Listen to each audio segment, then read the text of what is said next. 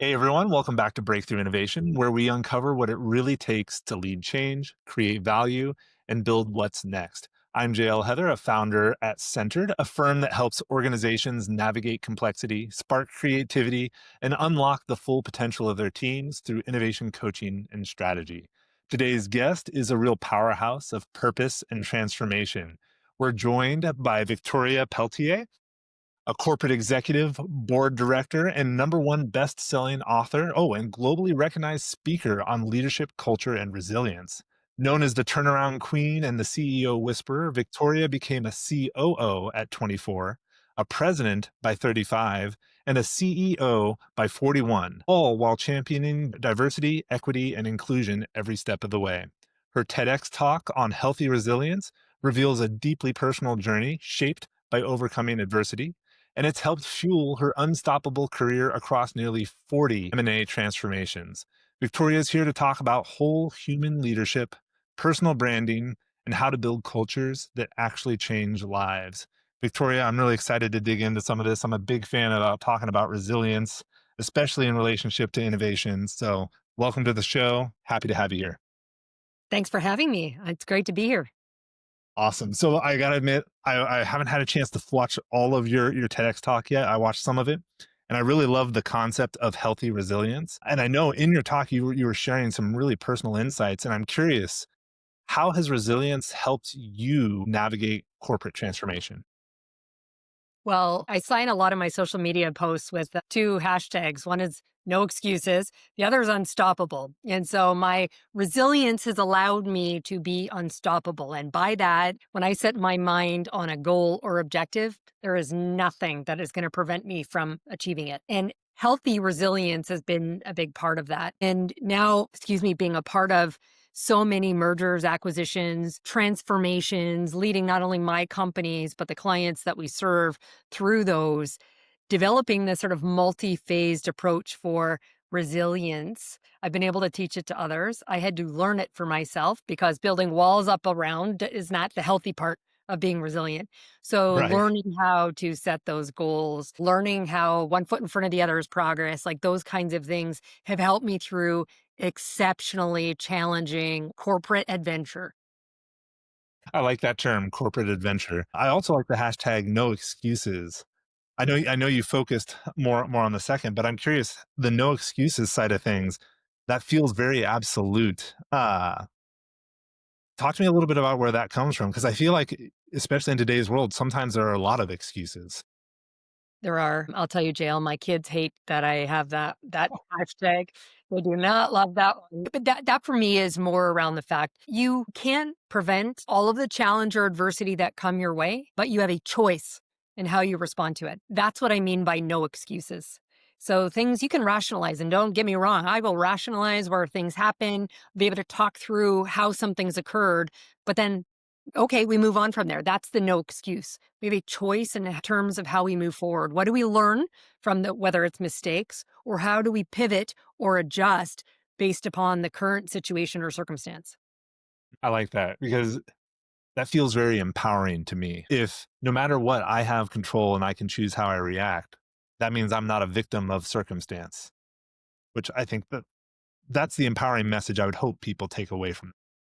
I hope so. And when in that TEDx talk, that was a big part of it. I sort of set the stage in it around like I've experienced very significant adversity, but I have not let it stop me from achieving, what I've wanted to. So I really do want it to be empowering and for others to see in my experience, my adversity, some similarities to what they might have had in their own life and recognize you don't need to play victim. It's really unfortunate when these things happen, but again, you have a choice and how you're gonna move forward and move past it. No, I love the choice. Now, I'm curious though, resilience, from our perspective, it plays a huge role in creativity and innovation. From your perspective, like what is that role? How does resilience come to life when we're talking creativity and innovation? Well, I think that growth and opportunity does not come until you step in the zone of discomfort. And with that discomfort comes a whole range of emotions and, things may happen. So whether it's fear, you think of I'm a public speaker, the first time, someone goes to step on a stage. And so you need to be resilient. You need to be comfortable and sit in the emotion for a while, process it, recognize why you choose to react the way that you do. And then that failure, accepting that failure might occur. And so all of that requires a level of resilience to again see growth, to see innovation and success come out of that.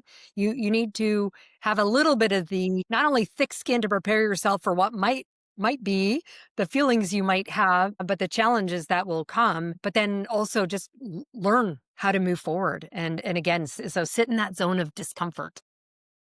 Well, what's the saying? No pain, no gain, right? Like if you can't handle some of the discomfort, you're not going to grow. And I don't know, maybe your experience is different, but I've never met a founder or anyone who hasn't failed at least a few times before they succeeded. So I think, that ability to bounce back may be the only thing that I might consider a silver bullet for success. I'm pretty against silver bullets, but that's probably pretty close. I Great. love it. So when we talk about resilience, like one of the other areas that kind of tags onto this a lot is the DEI, right? Like diversity, equity, and inclusion. And when we look at innovation, I think there's a lot of really great evidence out there that diversity for sure, but also equity inclusion really leads to better innovation outcomes. So that diversity of thought really helps. I'm curious, what's your experience been with diversity, equity, and inclusion in innovation? And then maybe more importantly, what do you feel like leaders can actually do that help create the spaces where people feel seen, included, and empowered to grow? Yeah, this has been a passion of mine for as long as I can remember. In fact, my mother was an incredible human who taught me a lot about that, when I was young. And I realized very quickly when I entered in the corporate world, and that first, you said I became COO at 24. I did. It was of a large, what was BPO, business process outsourcing company. And so you think of outsourced call center, for example, that in North America, anyways, is generally not seen as a destination job. It is when you are underemployed, unemployed, you're new to the country in many cases. And so I saw in leading an organization of at that time 6,000 people that with all this diversity around the power of creating the second part, the inclusive and equitable, like, workspace where people felt a sense of belonging. So that the data is proven exactly to your point where problem solving and innovation comes with greater DEI. It's not just the right thing to do. It drives the right kind of business outcomes. So I've been focused on it long before there were employee resource groups, long before the, advent, we're sitting in the US, the George Floyd, where we saw it really amplified dramatically. So again, I've been focused on it because I realize it delivers great outcomes, but also to an individual level. When I stepped into my own that role at age 24, the youngest by 2 decades, the only female, I'm openly part of the LGBTQ community, and so I felt like I was the only. And so it felt right to build a kind of environment where no one else felt the same. And so again, it's been just a core passion of mine for years. Now to your second question around leadership, I believe everyone in the organization, it is not just the function of HR and the chief diversity officer that owns it. We all own it within the Absolutely. organization. And in different ways. Yes, the talent acquisition team, the recruitment team should be providing a diverse slate of candidates. And diverse is not diversity in the traditional ways people are even thinking about it. And this is what's changed more recently. It's not just by my race or religion or gender or sexuality, but by diversity of experience as well. And so, as leaders, it's incumbent upon us to get comfortable hiring those that maybe don't have all of the requisite skills we have listed in that role profile. Our job to coach and fill the gap on those different ones, but hire to that diversity of thought and experience and create an environment where there is a sense of belonging or inclusion. So people feel comfortable and confident sharing that diversity of thought and perspective so we can do things differently. I love there's a few things I love in what you said. One, I love that you called out innovation as problem solving. I think so many people talk about innovation in the sense of like new products, new services, but the reality is in any organization, the best innovation you can possibly have is what happens day in, day out as people are just solving the problems as they come up.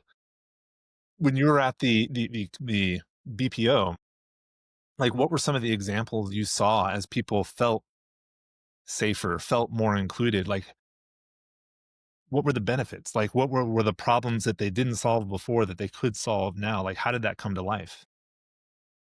Interesting. It was, again, it was a outsourced contact center predominantly. We're talking about 25 years ago, before we were using chat bots to handle sort of the more basic routine types of transactions or activities.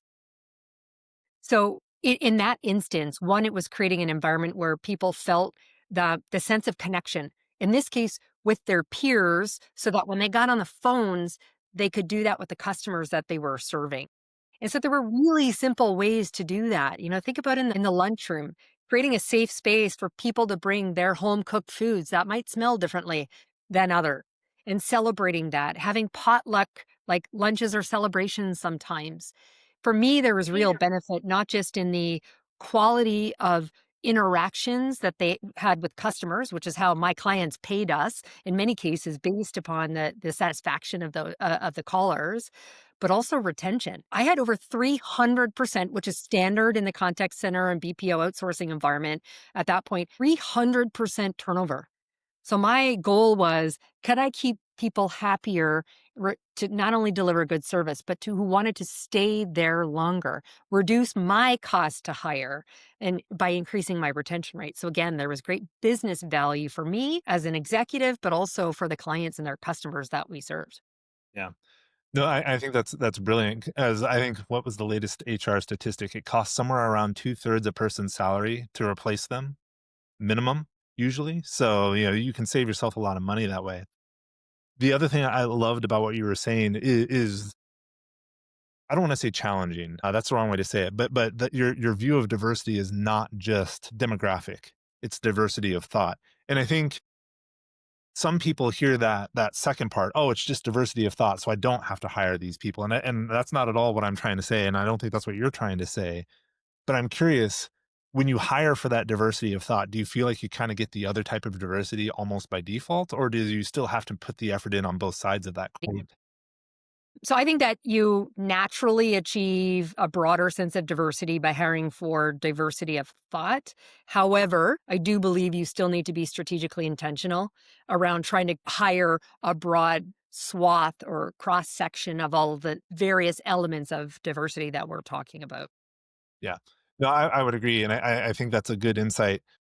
As you've worked through your career, what have the challenges been that you've faced to kinda make that happen? I think going back to the role of a leader to look at hiring differently, so let's say we have 10, skills or criterion listed on our role profile, and we're looking to hire all 10 of those. And many times the network that we have are from where we've been. And so we look to hire there. But going back to your point on innovation and when we think about diversity, like what I've seen, and I'll use a personal example. I was recruited a couple of years ago to be the chief transformation officer for a large public organization, and the CEO and the majority of his direct reports were all, no disrespect, middle-aged white men, but they all came from the same prior organization. Yet he was looking to, there'd been some challenges, share price was down.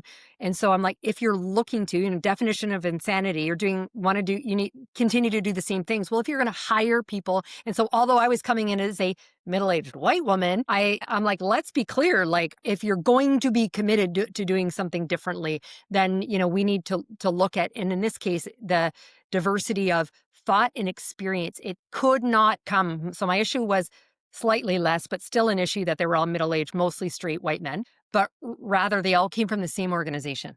And so instead, that's where the intentionality. And so we need to look at and help as leaders build the bridges between someone who might have done something in a different company or slightly different industry, but how does that translate? Or they did it in a different country. So recognize cultural norms and things on how they might, think and how they choose to interact with one another. And so again, there needs to be intention around how we build it and look to gain comfort in the fact that we're going to hire for the must-haves versus the nice-to-haves and see the benefits that come with this diversity of thought experience being a contributor to and outweighing maybe some of those other nice to haves that we can then Yeah. supplement.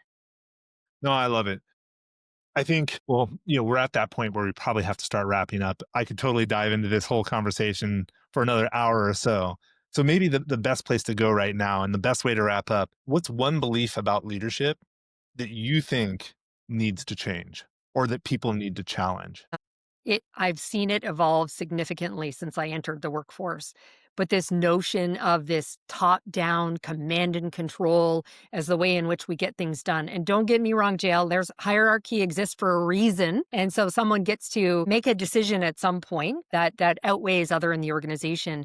But the what I've seen in this big misconception, I held it myself early in my leadership journey, was that being authentic, the word's often abused, but being transparent, being human, and showing that humanity and that vulnerability, that means weakness. It does not. That is what builds trust in our team to allow us to build the kind of safe place, the sense of belonging and inclusion, but also to challenge the powers. Again, there's a hierarchy. Someone can make a decision. But we need to recognize that as leaders, our role is to create that kind of environment to be creative, to be innovative. And with that comes the opportunity to challenge. And we can do that in a very human way. We don't have to compromise business performance with the human side of leadership. All right, Victoria, it is that time. We do have to wrap up. So I do want to thank you for your time. This has been a fantastic conversation, one that I would love to continue at some point. For everyone else who made it all the way to the end with us as well, take a moment. One, leave us that nice 5-star rating. But also, if you know someone who's working on building some resilience, who could use some help with diversity, equity, and inclusion in the office, share this episode, introduce them to Victoria, and kind of pay it forward. And then leave a comment before you go. Tell us a little bit about what you've been working on from a resilience perspective or a DEI perspective, because we'd love to hear from you. Victoria, thank you one more time. Again, this has been fantastic for everyone else. Thank you as well, and we'll see you all next time on Breakthrough Innovation.